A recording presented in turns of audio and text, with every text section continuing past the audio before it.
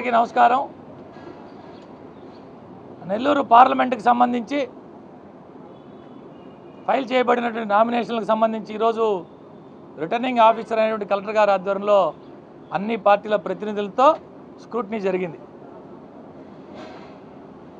వారి యొక్క వక్ర బుద్ధి స్క్రూటినీ సందర్భంగా కూడా మా సాయన్న చూపించాడు. పాపం కావాలని కొన్ని కంప్లైంట్లు పెట్టి అబ్జెక్షన్స్ రైజ్ చేసి వేమిరెడ్డి ప్రభాకర్ రెడ్డి గారి నామినేషన్ని తిరస్కరించమని చెప్పి కుంటి సాకులు నెంబర్ 2 రాష్ట్రంలో అని చెప్పుకునే మా సాయన్న కుంటి సాకులు. ఒక వ్యక్తి ఒక ఉన్నత స్థానంలో ఉన్న వ్యక్తి కనీసం ఈ అబ్జెక్షన్స్ రైజ్ చేయొచ్చా చేయకూడదా అని కనీస పార్టీ పరిజ్ఞానం లేకుండా చెల్లుబడి కానటువంటి కొన్ని అభ్యంతరాలను తెలపడం జరిగింది.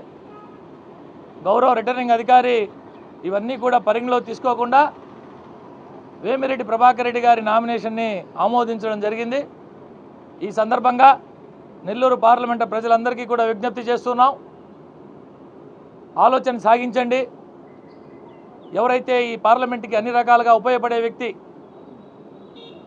గతంలో అనేక సంవత్సరాలుగా నెల్లూరు జిల్లాలో తన కష్టార్జితంతో సంపాదించిన డబ్బులతో అనేక రకాల సేవా కార్యక్రమాలు, దైవ కార్యక్రమాలు, వైద్యం, విద్య అన్నీ చేస్తున్నటువంటి ప్రభాకర్ రెడ్డి గారిని ఆశీర్వదించమని చెప్పి ఈ సందర్భంగా తెలియజేస్తూ, మే 13 తర్వాత ఇక్కడ హడావిడి చేసే ఈ నాయకులు ఎవ్వరూ కనపడరు.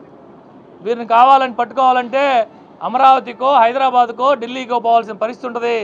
ఆలోచన సాగించమని చెప్తూ ఉన్నా. మీకేం కావాలా నేనుండా, మీకేం కావాలా నేను చేస్తా, లక్షలాది ఉద్యోగాలు ఇస్తా, ఆచరణ సాధ్యం కానీ హామీలు ఇస్తున్నటువంటి ఈ నాయకుల గురించి అప్రమత్తంగా ఉండాలని చెప్పి ఈ సందర్భంగా నెల్లూరు పార్లమెంటరీ ఓటర్ మహాశయులందరినీ పేరు పేరున విజ్ఞప్తి చేస్తూ, మే 13వ తారీఖు జరగబోయేటువంటి ఎన్నికల్లో ఆ పోలింగ్ రోజున ప్రతి ఒక్కరూ తమ ఓటు హక్కు వినియోగించుకొని తమ అమూల్యమైన ఓటు ముద్రని సైకిల్ గుర్తుపై వేసి అటు అసెంబ్లీ అభ్యర్థుల్ని ఇటు పార్లమెంట్ అభ్యర్థిని అత్యధిక మెజార్టీతో గెలిపించాలని చెప్పి విజ్ఞప్తి చేస్తున్నాం.